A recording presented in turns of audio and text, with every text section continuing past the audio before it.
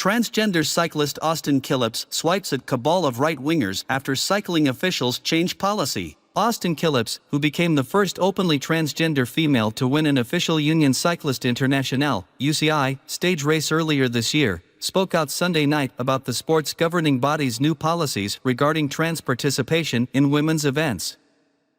The UCI came out with its policy on Friday, prohibiting any trans cyclist from competing in women's events if they transition after male puberty.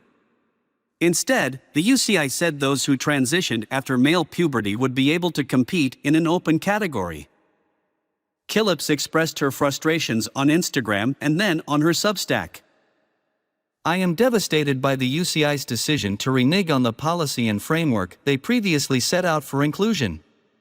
My journey in professional racing has allowed me to see the world, build lifelong friendships, and most importantly give my absolute all to something I find deeply fulfilling.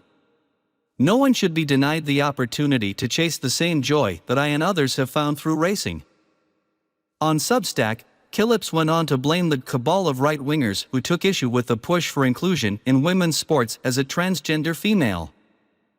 "I guess what complicates all of this is the sense that it is fallout from something I did," Killips wrote. "Surely if it wasn't me, someone else would have become the scapegoat, but the unfortunate matter is that I'm one of the figures that pushed the limits of inclusion for this particular moment, and a cabal of right-wingers who want nothing but the worst for the world were able to successfully weaponize it. 10 years earlier or 10 years down the road, who's to say what happens?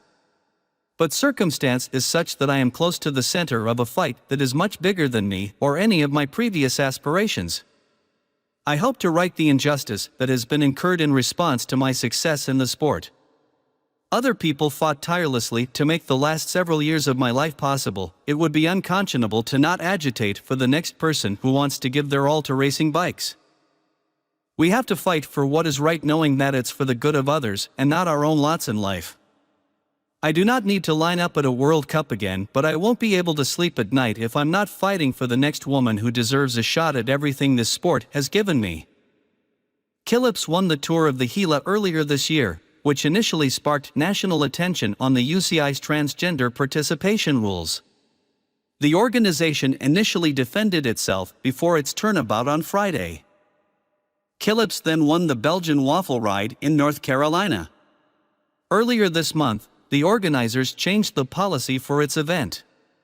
Organizers said it would introduce an open category starting on August 1st.